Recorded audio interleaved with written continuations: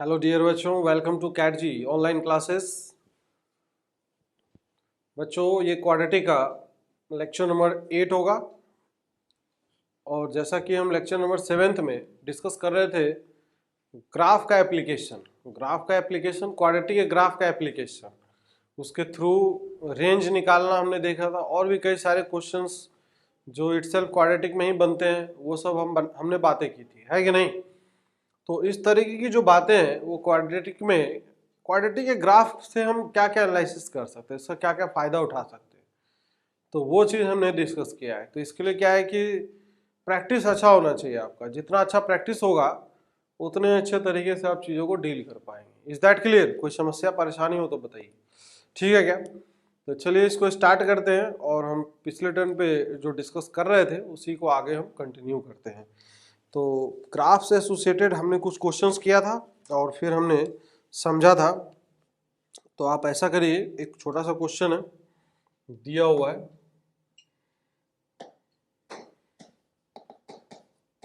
Question ये है कि इफ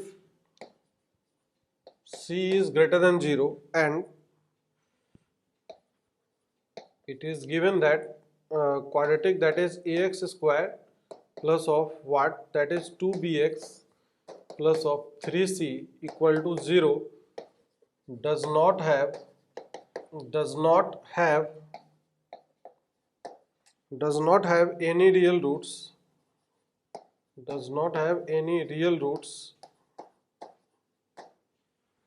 then prove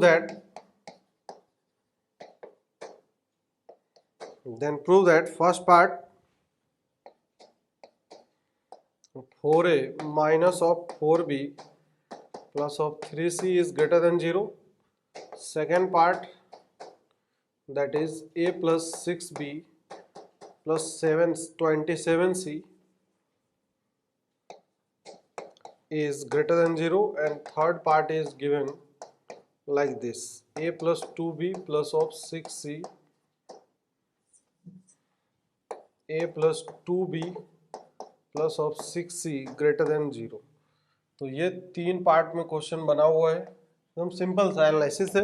इस तरह के क्वेश्चन बच्चों हमने पिछले टर्न पे किया था लेक्चर नंबर 7 में, तो उसी के बेसिस पे ये क्वेश्चन है ना। तो आप देखिए कि चीज़ों को आप कितना रिकॉल कर पा रहे हैं, खुद से करने की कोशिश करिए। ये ग्राफ के अप्रोच से है, तो ग्राफ के अप्रोच को आप अप्लाई करिए and try to do this question.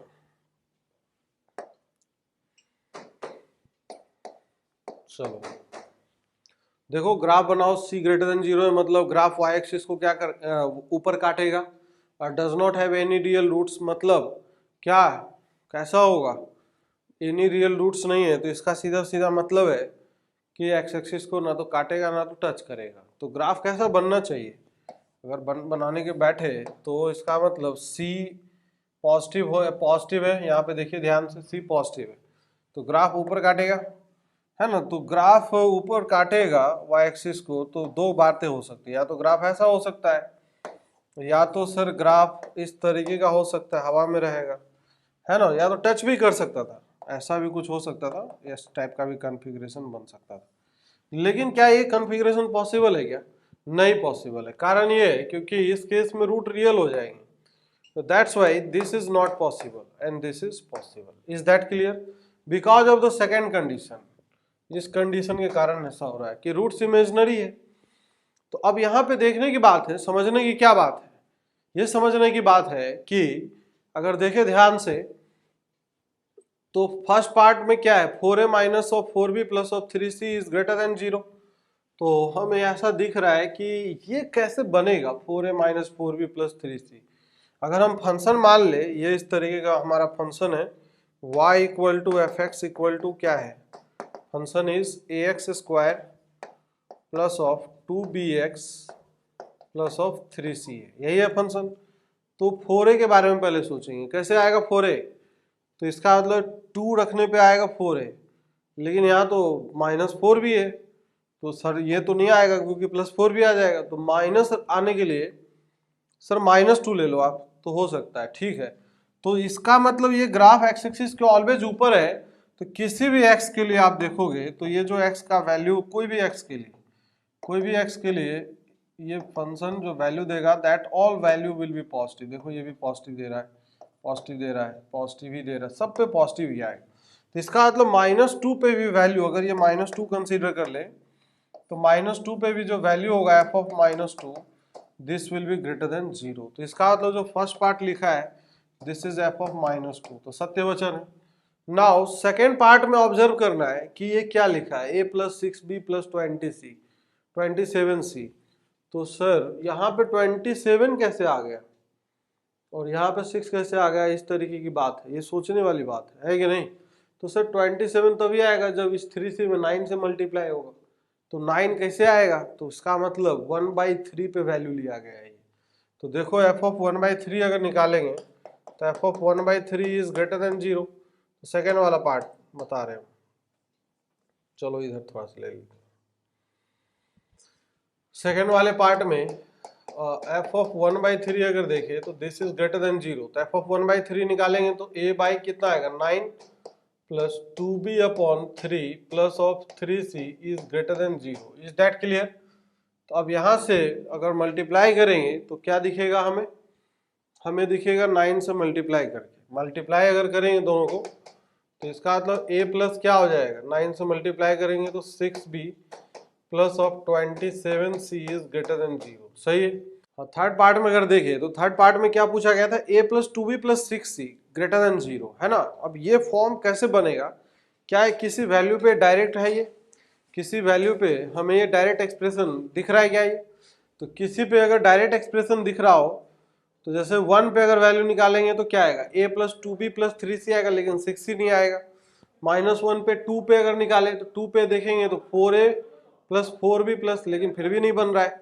तो इसका मतलब अगर इसको थोड़ा सा ऑब्जर्वेशन करें इसमें तो ये हमें ऐसा दिखेगा कि ये लिखा हुआ है a + 2b plus of 3c plus of 3c बांट सकते हैं क्या, है कि नहीं। इस तरह थर्ड वाले एक्सप्रेशन में बात कर रहे हैं। अब नाउ सी हियर कि ये जो क्वांटिटी है a + 2b plus of 3c, sir ये तो हमें दिख रहा है कि f ऑफ 1 के इक्वल है, सही बात है कि नहीं। और c ऑलरेडी क्या दिया हुआ है या ग्राफ से भी दिख रहा है, चाहे गिवन भी है, that is c is what, c is greater than 0। तो ये भी ग्रेटर देन 0 और c भी ग्रेटर देन 0 है। इसका मतलब क्या हो गया, this is written as nothing but क्या है, ये पूरा का पूरा expression f of 1 plus of 3c greater than 0। Is that clear. तो इस तरीके से हम तीसरे वाले पार्ट को भी डील कर सकते हैं, ठीक बात है क्या। तो चलिए हम आगे अब कंटिन्यू करते हैं, थोड़ा सा एक और एप्लीकेशन देखते हैं ग्राफ का। Next application is there. हाँ, तो नेक्स्ट एप्लीकेशन अगर देखें तो जैसे कुछ अलग टाइप के कुछ क्वेश्चंस होते हैं जिसको हम ग्राफ के थ्रू कर सकते हैं। जैसे एज फॉर एग्जांपल अगर बात करें, जैसे अगर ये इस तरीके का फंक्शन लिखा है कि given a is less than b is less than c is less than d, ठीक है। एंड फंक्शन एक गिवन है f(x) equal to suppose that इस तरीके का कुछ दिया हुआ है कि x minus of a into this is x minus of c और फिर plus 2 times this is x minus of b into x minus of d, ये फंक्शन लिखा हुआ है।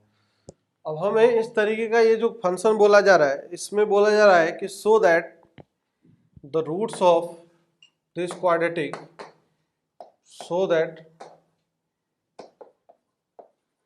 द रूट्स ऑफ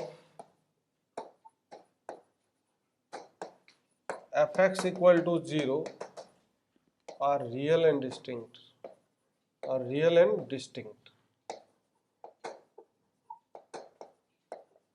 रियल भी होगा और डिस्टिंक्ट भी होगा। अब हमें इसके लिए शो करना है। तो अब जैसे ये क्वेश्चन थोड़ा अलग टाइप का क्वेश्चन जरूर है कि नहीं, और कैसे हमें डील करना है इस चीज को समझना है।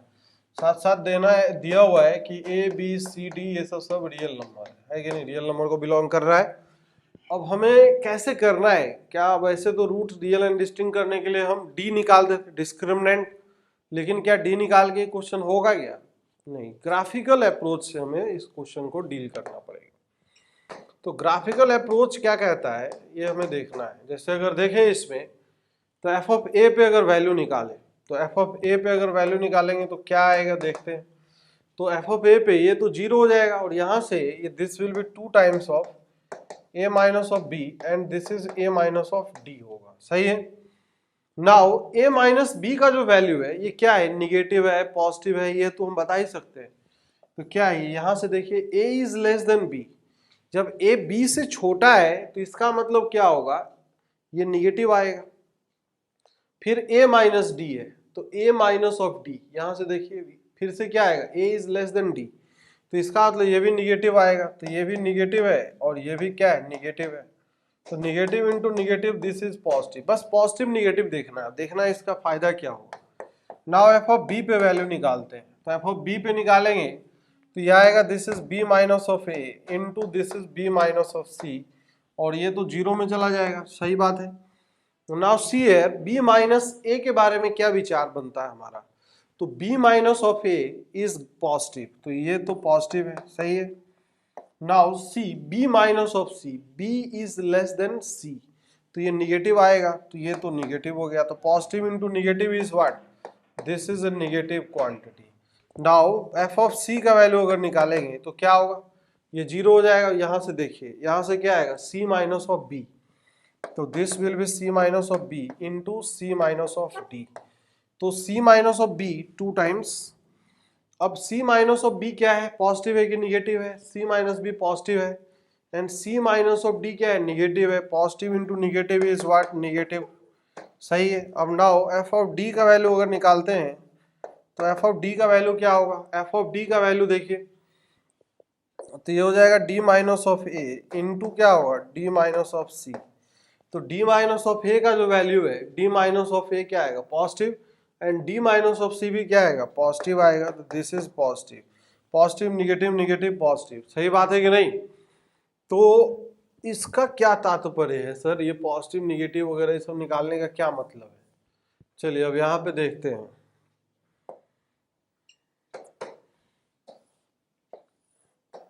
जो फंक्शन था अपने पास, तो कुछ भी होगा, अब एक्स एक्सिस पे इंक्रीजिंग ऑर्डर में सजा देते हैं। पहले ए, फिर मान लेते हैं ये बी है, फिर ये मान लेते हैं सी है, और फिर ये हम मान लेते हैं इधर डी है।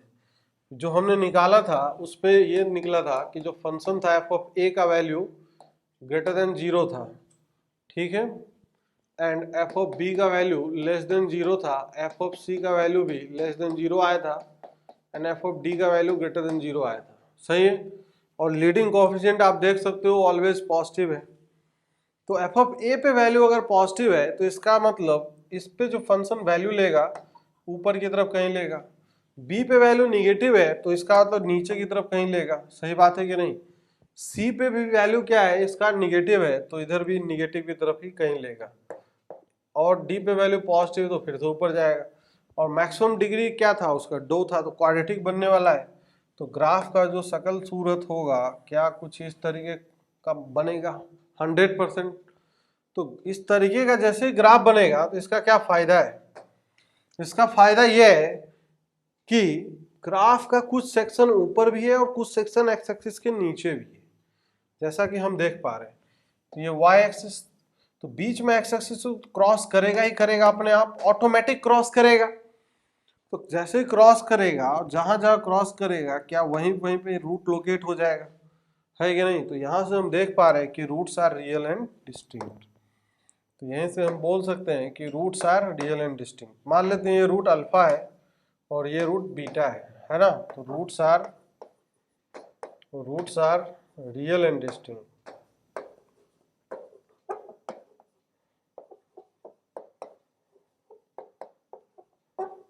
रियल एंड डिस्टिंक्ट रूट से।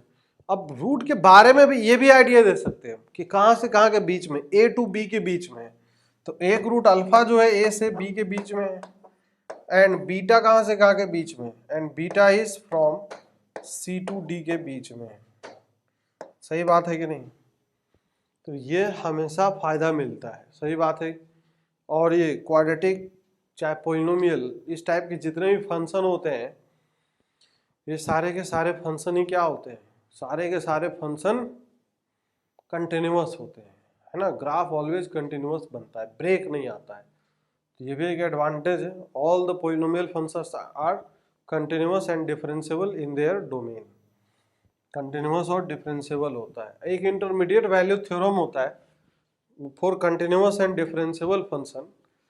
थोड़ा सा उसको भी हम जान लेते हैं, है कि नहीं, कई जगह हमें हेल्प मिल जाएगा। If a function intermediate value theorem,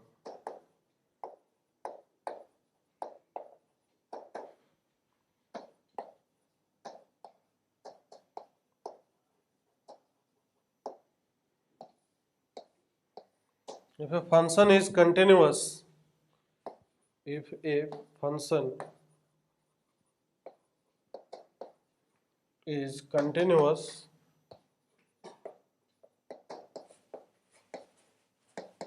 in interval, अगर इस इंटरवल में कंटिन्यूअस है, ठीक है, continuous in interval close interval a to b and f of a into f of b का वैल्यू लेस देन 0 है, then there exists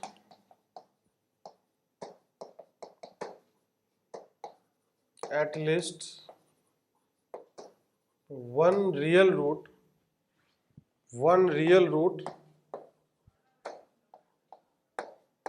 of fx in open interval a to b।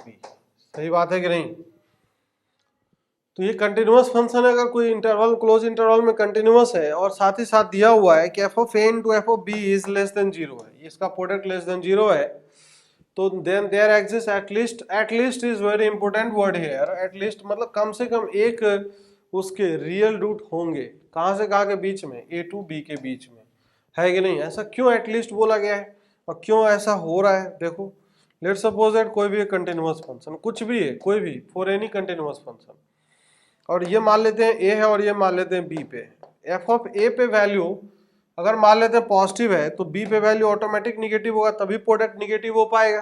तो यहाँ से यहाँ अगर कर्व का travelling होना है तो भाई बीच में तो एक्स एक्सिस को कम से कम एक बार क्रॉस करेगा ही, या तो कर्व कुछ इस तरीके का आएगा तो एक रियल रूट होगा। अगर मान लेते हैं कि कर्व का थोड़ा मन किया और डांस करने का मतलब यह है कि ए पे वैल्यू कुछ आया और ए टू बी के बीच में ट्रैवलिंग करना है, इस पॉइंट से इस पॉइंट तक चल के आना है। तो यहाँ से कर्व स्टार्ट हुआ, मान लेते हैं कहीं से भी ऐसे स्टार्ट हुआ, बीच में एक्सेस 2-3 बार क्रॉस कर गया, अब फिर आया यहाँ पे, तो यहाँ पे कितने रियल रूट हो गए? 3 रियल रूट हो गए। तो कम से कम लेकिन एक तो होना ही पड़ेगा, 3 से अधिक भी हो सकता है। That depends on the nature of the curve का नेचर क्या है। तो ये है इंटरमीडिएट वैल्यू थ्योरम का स्टेटमेंट। Is that clear? कोई समस्या है? ऐसा भी हो सकता है कि ए पे निगेटिव हो जाए फंक्शन का वैल्यू और बी पे पॉजिटिव आए, ए पे निगेटिव और बी पे पॉजिटिव, तो फिर भी क्या होगा? फंक्शन जब ट्रैवलिंग करेगा तो यहाँ से ऐसे जाएगा, ऊपर आएगा, फिर ऐसे जाएगा, ऐसे आएगा, फिर और फिर जाएगा, ऐसे कुछ भी हो सकता है, कहने का मतलब ये है। तो यहाँ पे देखो बहुत ज़्यादा रूट आ गए, लेकिन कम से कम एक रूट तो आ ही रहे। तो ये है इसका स्टेटमेंट इंटरमीडिएट वैल्यू थ्योरम का। तो इसको आप IMVT बोलते हैं, है कि नहीं? IVT, intermediate value theorem, IVT। तो इसको आप याद रखें, फंक्शन में भी काम आएगा और इवन क्वाड्रेटिक के भी कई सारे क्वेश्चन को सॉल्व करने में हमें हेल्प करेगा। तो that's why this becomes an important thing. चलिए एक और क्वेश्चन हम डील करते हैं इसी से एसोसिएटेड, कि क्या क्वेश्चन है उसको हम समझते हैं।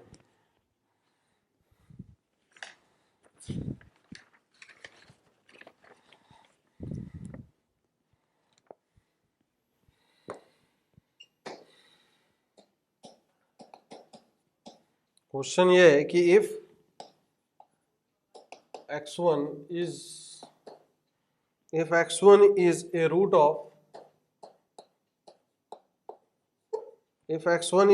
of this ax square plus of bx plus of c equal to 0, ठीक है, and x2 is a root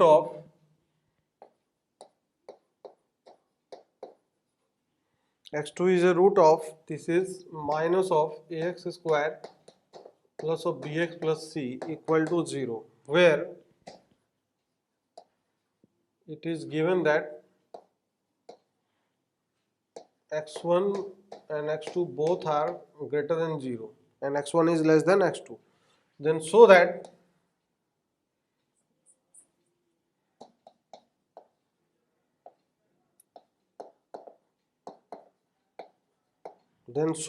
the equation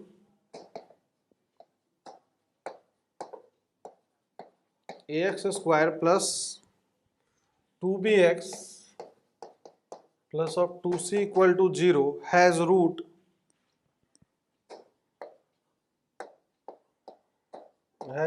x3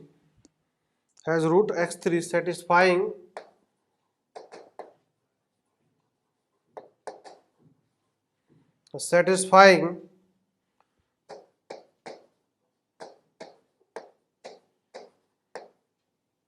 x1 this ये बोला जा रहा है। मतलब जो रूट x3 होगा वो x1 से x2 के बीच में लाई करेगा, ये कहने का मतलब।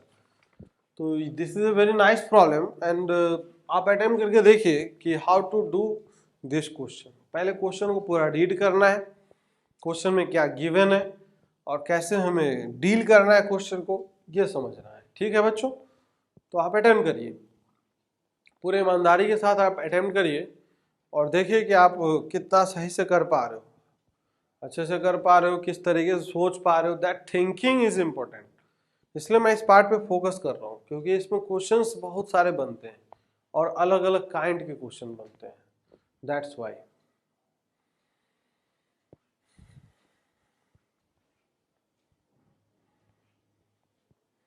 और हमें ऐसा लग रहा है कि आपने अटेम्प्ट किया होगा ईमानदारी से, पूरे जोर लगा के, और सॉल्व कर लिया होगा तो अच्छी बात, नहीं कर पाए तो भी कोई बात नहीं, सीखने वाले हैं।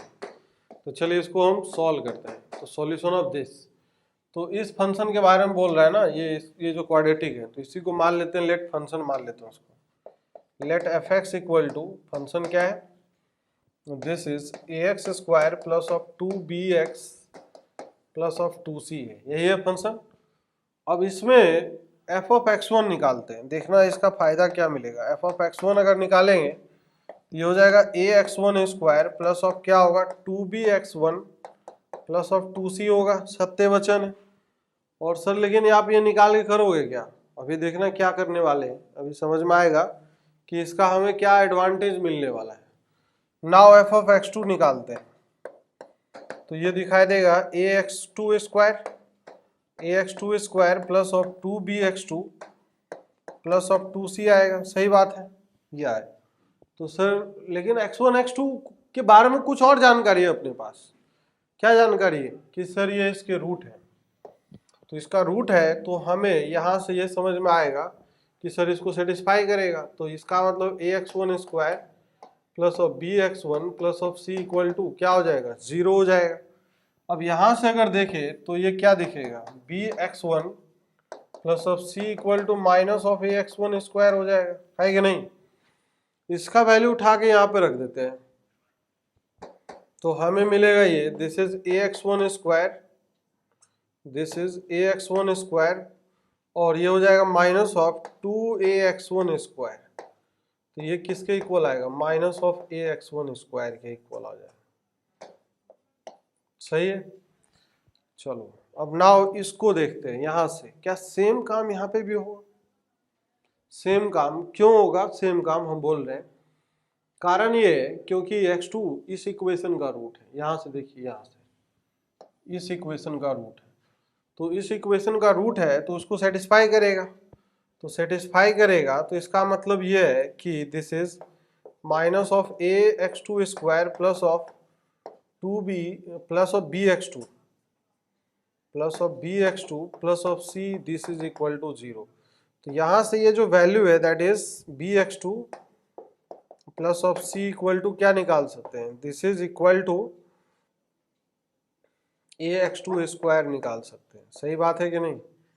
अब ये जो वैल्यू होगा bx2 plus c equal to ax2 square, अब हम यहाँ पे रख सकते हैं, तो यहाँ रखेंगे तो ये दिखाई देगा ax2 square plus of 2 times this is what is that ax2 square, तो ये दोनों ऐड हो गए, कितना आ जाएगा 3ax2 स्क्वायर आ जाएगा, this is the first and this is the second. देखिए दोनों से क्या कुछ ऑब्जर्वेशन दिख रहा है?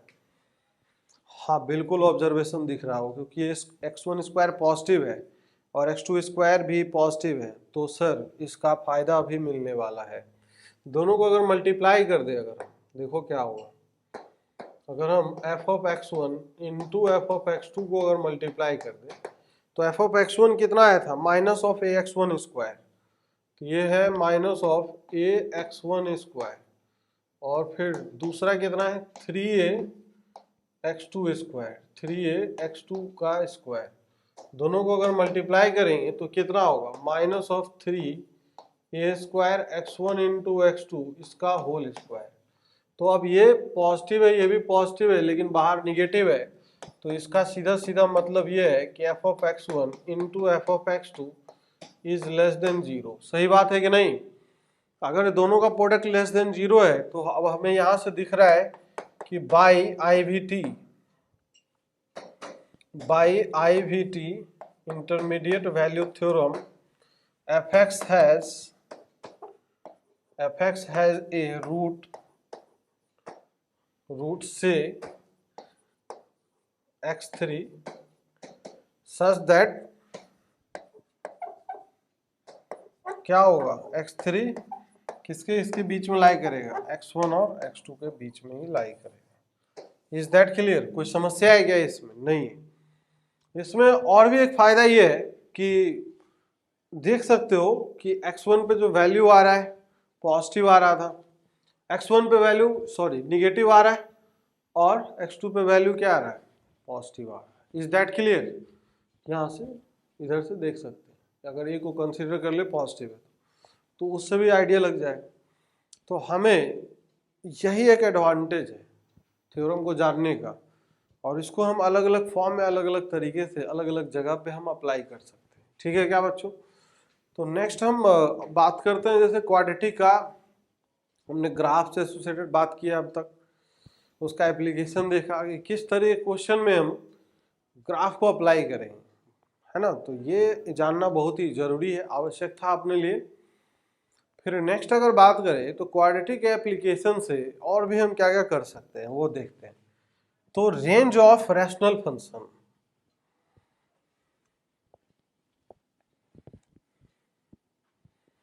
जैसे अगर देखें तो finding the range of rational function,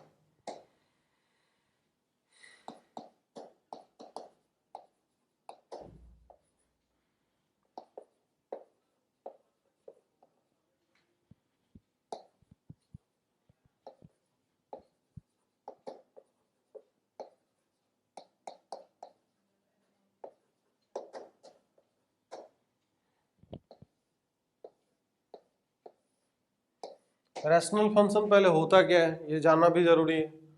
क्या होता है रैशनल फंक्शन? किसको बोलते हैं रैशनल फंक्शन? तो रैशनल फंक्शन को अगर देखें, समझने का कष्ट करें अगर हम लोग, रैशनल फंक्शन क्या होगा, तो देखो बच्चों, रैशनल फंक्शन सिंपल सा उस फंक्शन को बोलते हैं कि ऊपर भी px के फॉर्म में और नीचे भी qx के फॉर्म में, where qx is not equal to 0 and साथ ही साथ px and qx are polynomial functions, are polynomial functions where px and qx are the polynomial functions।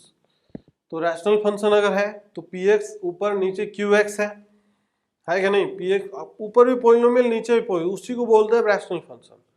तो सारे रैशनल फंक्शन का निकाल सकते हैं क्या रेंज क्वाड्रेटिक हेल्प से? नहीं, कुछ पार्टिकुलर टाइप के रैशनल फंक्शन है उसका निकाल पाएंगे। जैसे हम पहले बात करें कि हम स्टडी कर लेते हैं सबका एक साथ, कि एक तो होता है कि ऊपर भी लीनियर और नीचे भी लीनियर है कि नहीं? ये तो सिंपल है, बच्चों वाला चीज है। एक होगा ऊपर लीनियर और नीचे क्वाड्रेटिक, या ऐसा भी हो सकता है ऊपर क्वाड्रेटिक पॉलिनोमियल हो और नीचे लीनियर पॉलिनोमियल हो, या ऐसा भी हो सकता है कि ऊपर क्वाड्रेटिक और नीचे भी क्वाड्रेटिक। ये चार प्रकार के फंक्शंस हैं इसके बारे में हम बातें करेंगे। सबके लिए प्रोसीजर सेम है, इस तीन के लिए प्रोसीजर एक जैसा है कि नहीं? एक जैसा प्रोसीजर, मतलब same type of procedure will be followed, same type of procedure.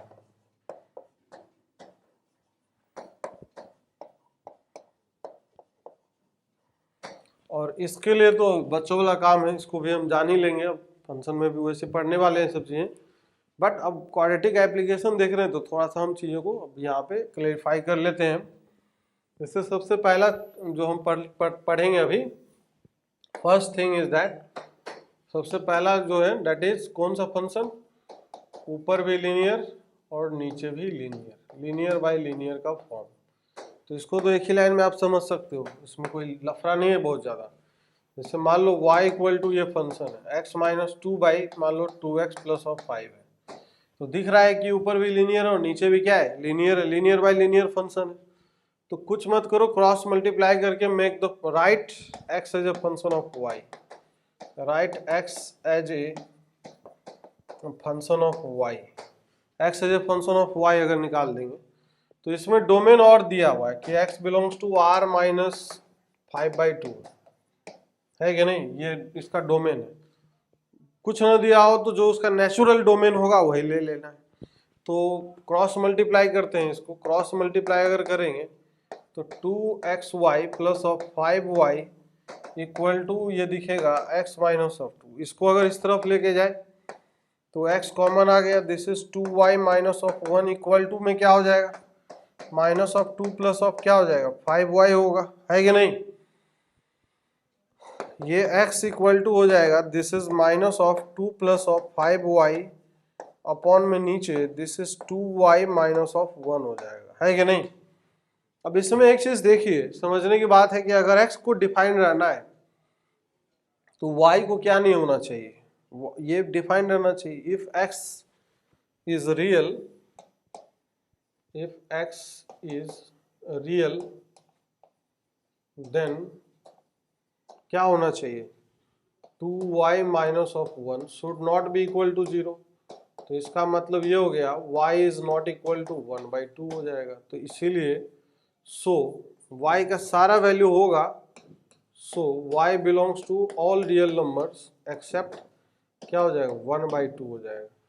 अब देखो इतना बार बार करने की आवश्यकता नहीं होती है, पहली बार था तो फिर हमने बता दिया पूरा प्रोसेस निकाल के, बस लिमिट एक्स अप्रोचेज इन्फिनिटी पे जो वैल्यू होगा that is 1/2। Coefficient of x का रेशियो देख लो, यहाँ पे 1 और यहाँ पे कितना है 2 है, क्योंकि वो तो वैल्यू एग्जैक्ट होता नहीं ना है, तो दैट्स वाई ये रेंज से बाहर हो जाएगा 1/2, r माइनस ऑफ 1/2, है कि नहीं?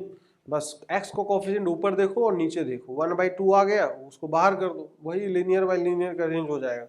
जैसे एज फॉर एग्जाम्पल अगर बात करें, जैसे ये फंक्शन लिख दिया हो, अब देखना कितना फास्ट हम निकालेंगे, x minus 2 upon 3x minus of 4, और यहाँ पे दे दिया है x belongs to r minus natural domain है इसका 4/3। अब इसका मतलब क्या है, ये नीचे वाला एक ही पॉइंट रेंज से बाहर जाएगा, वो पॉइंट कौन सा है, वो पॉइंट x का कोएफिशिएंट यहाँ पे 1 और यहाँ पे 3 है, तो ये y बिलोंग्स टू क्या हो जाएगा r minus of this is 1/3, this is the answer. ठीक है, तो ये लीनियर बाय लीनियर का रेंज निकालने के लिए हमने लिख दिया। Is that clear? कोई समस्या है? नहीं है, इस तरीके से कर सकते हैं।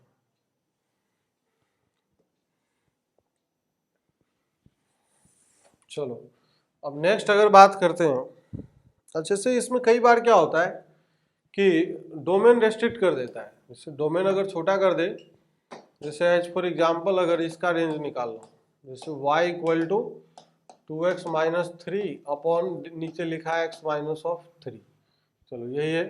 अब यहाँ से अगर फंक्शन में रेंज में अगर बात करें कि जैसे x का डोमेन x बिलोंग्स टू हम दे दे, जैसे मान लो सपोज दैट -2 से लेके 1, ये है।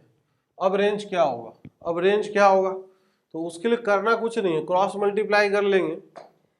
क्रॉस मल्टीप्लाई अगर करेंगे तो क्या दिखेगा, पहले right x as a function of y, right x as a function of y, तो cross multiply, this is x y minus of 3y, this is equal to 2x minus of 3 आएगा। सही है। अब इसको हम क्या करेंगे, x को एक तरफ, तो x times of y minus 2 equal to क्या होगा, this is 3 times of y minus of 1। तो यहाँ से x इक्वल टू क्या हो जाएगा, 3 times of y minus 1 upon ये y माइनस 2 होगा। अब नाउ x का जो वैल्यू है वो कहाँ से कहाँ के बीच में लाई कर रहा है,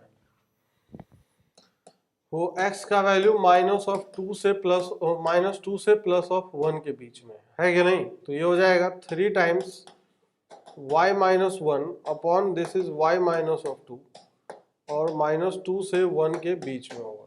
अब इसको सॉल्व कर लेंगे, यहाँ से जो इनइक्वलिटी से जो y पे कंडीशन आएगा that will be the range. अब इनइक्वलिटी सॉल्व करना तो हम ऑलरेडी सीख चुके हैं, इसको एक बार सॉल्व करेंगे, एक बार इसको सॉल्व करेंगे, this is the first inequality, this is the second, दोनों का हम क्या ले लेंगे, इंटरसेक्शन। तो वही अपना क्या हो जाएगा, आंसर। तो इस तरीके से हम क्या है कि बच्चों लीनियर अपॉन लीनियर टाइप का जो फंक्शन होगा उसका क्या है, हम रेंज निकाल सकते हैं। ठीक है क्या। नाउ नेक्स्ट जो हम बात करने वाले हैं,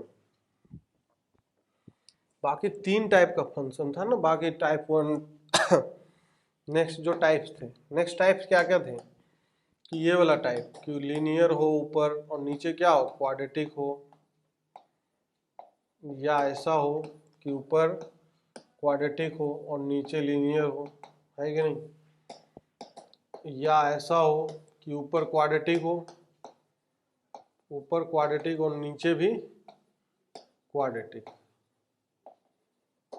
इस टाइप की बातें हैं। तो सबके लिए एक ही तरीका है। तो देखो एग्जाम्पल से हम समझते हैं, एक एग्जाम्पल हम कंसिडर करते हैं, जैसे y इक्वल टू ये function x square plus of x plus of 1 और नीचे x square minus x plus of 1। इस फंक्शन का रेंज निकालना है, रैशनल फंक्शन है, ऊपर पॉलिनोमियल नीचे पॉलिनोमियल, अगर इसका रेंज निकालना हो तो सिंपली अब क्या है, मेक क्वाड्रेटिक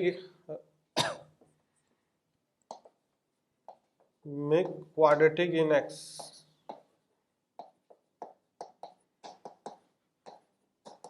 x में क्वाड्रेटिक बनाएंगे, x में अगर क्वाड्रेटिक बनाएंगे क्रॉस मल्टीप्लाई कर देंगे तो ये हो जाएगा x square into y minus of x y plus of y, this is equal to x square plus of x plus of 1।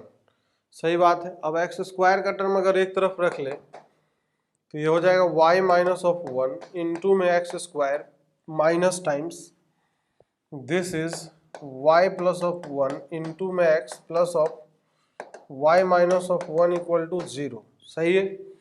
अब ये x में क्वाड्रेटिक बन गया, अगर x का रियल वैल्यू चाहिए हमें, क्योंकि y का वैल्यू डालेंगे तो x रियल मिलना चाहिए, क्योंकि जब हम x रियल डाल रहे हैं तो y हमें क्या मिलेगा, जैसे x का कोई भी रियल नंबर अगर डालेंगे तो y रियल मिलेगा ना। तो इन द सिमिलर फैशन अगर y का रियल वैल्यू डाल रहे हैं तो x should be real, for real x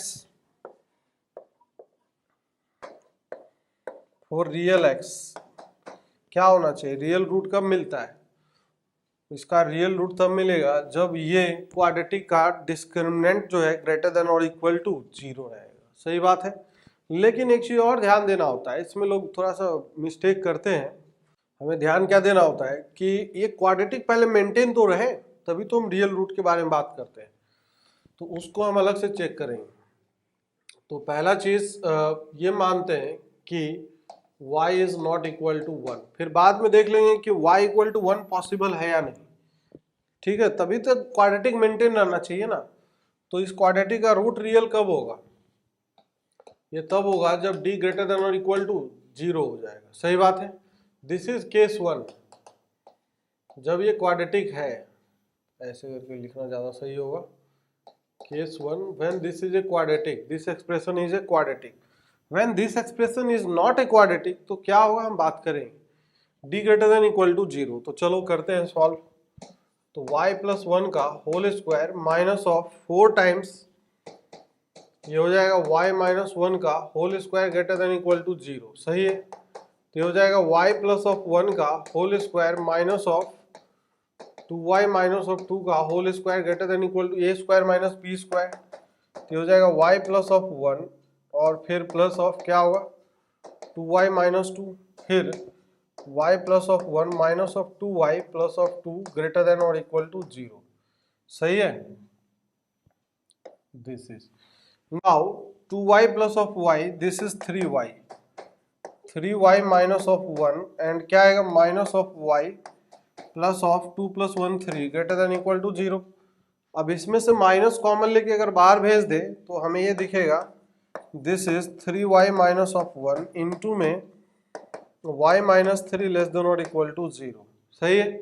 अब y का जो वैल्यू होगा यहाँ से ये क्या हो जाएगा, y बिलोंग्स टू 1/3 से लेके 3 होगा। ठीक है, लेकिन एक कसम जो खाए थे पहले y is not equal to 1, क्या वो वाकई में वैल्यू पॉसिबल है? हम ये देखते हैं case 2 at y equal to 1, तो y का वैल्यू 1 होगा तो होगा क्या, ये देखो y का वैल्यू 1 अगर रख देते हैं तो क्या कोई रियल वैल्यू ऑफ x मिलेगा, x square plus of this is x plus of 1 upon नीचे x square minus of x plus of 1। देखते हैं क्रॉस मल्टीप्लाई करते हैं तो ये x square minus x plus of 1 equal to x square plus of x plus 1, ये इससे cancel out, ये इससे कैंसिल, इसका मतलब x इक्वल टू 0, मतलब we are getting for y equal to 1 x equal to 0। तो इसका मतलब ये लिख सकते हैं कि at x equal to 0 y equal to 1 is possible. Is that clear? That's why अब जो आंसर होगा, आंसर केस 1 और केस 2 का यूनियन होगा। तो that's why answer is y belongs to case 1 union case 2। तो आंसर हो जाएगा x y बिलोंग्स टू 1/3 से 3। तो इसीलिए ये जो रैशनल फंक्शन लिखा हुआ था उसका रेंज आ जाएगा 1/3 से 3। यही प्रोसेस सब में अप्लाई करना है। जब linear by quadratic, quadratic by linear या क्वाड्रेटिक अपॉन क्वाड्रेटिक हो तो हर केस में हम यही प्रोसेस फॉलो करेंगे और हम क्वेश्चन को डील करेंगे। Is that clear? कोई समस्या है? तो बच्चों इसके ऊपर और भी कुछ एग्जांपल्स हम अगले लेक्चर्स में कंटिन्यू करेंगे और तब तक आप प्रैक्टिस करिए and take care. Good bye, stay safe.